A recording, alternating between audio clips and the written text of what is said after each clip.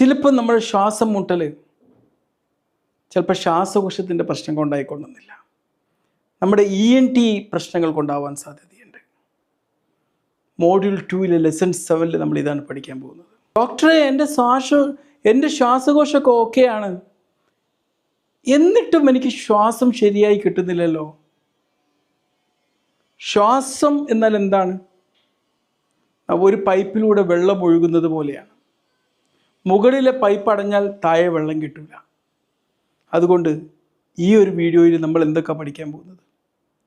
നമ്മുടെ മൂക്കും തൊണ്ടയും എങ്ങനെ ശ്വാസം തടസ്സപ്പെടുത്തുന്നു, സാധാരണയായി കാണുന്ന ശ്വാസതടസ്സം ഉണ്ടാക്കുന്ന ENT പ്രശ്നങ്ങൾ എന്തൊക്കെയാണ്, എപ്പോൾ ഇതൊരു അടിയന്തരാവസ്ഥയായി മാറുന്നു, എങ്ങനെയാണ് ENT പ്രശ്നങ്ങൾ ഇതാകുന്നത്, നമ്മിലേക്ക് വായു കടക്കേണ്ട വഴികൾ ഏതൊക്കെയാണ്, മൂക്ക്, തൊണ്ട, നമ്മുടെ ലാരിങ്സ് അല്ലെങ്കിൽ നമ്മുടെ ശബ്ദപ്പെട്ടി, ഇവയിൽ ഏതെങ്കിലും ഒന്ന് ഇടുങ്ങിപ്പോയാൽ അല്ലെങ്കിൽ വീങ്ങിപ്പോയാൽ ശ്വാസകോശം നന്നായാലും ശ്വാസം മുട്ടും.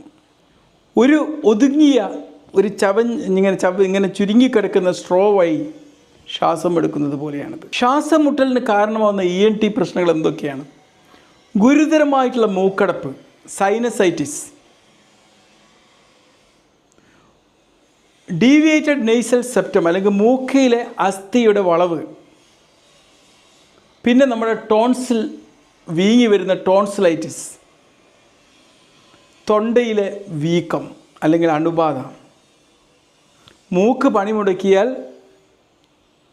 വായക്ക് ഓവർ ടൈം ജോലി ചെയ്യേണ്ടി വരും, സഡൻ എയർവേ ഒബ്സ്ട്രക്ഷൻ, പെട്ടെന്നുണ്ടാകുന്നൊരു അടിയന്തരാവസ്ഥ. ഇപ്പോൾ പെട്ടെന്ന് നമുക്ക് ഭക്ഷണം തൊണ്ടയിൽ കുടുങ്ങി,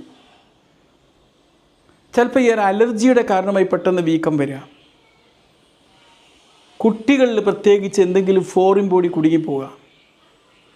ഇത്തരം സമയത്ത് കാണുന്ന അപകട ലക്ഷണങ്ങൾ എന്തൊക്കെയാണ്? വളരെ ശക്തമായ ശബ്ദത്തോടെയുള്ള ശ്വാസം മുട്ടൽ, സ്ട്രൈഡർ എന്ന് പറയും, സംസാരിക്കാൻ കഴിയാത്തൊരവസ്ഥ, ഒരു പാനിക് ആവുന്ന, ഒരു ചോക്കിംഗ് ആവുന്നൊരു ഫീലിങ്,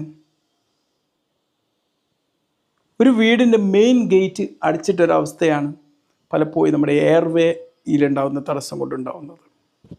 അപ്പം ശ്വാസമുട്ടൽ എല്ലായ്പ്പോഴും ശ്വാസകോശത്തിൽ നിന്നാവണമെന്നില്ല.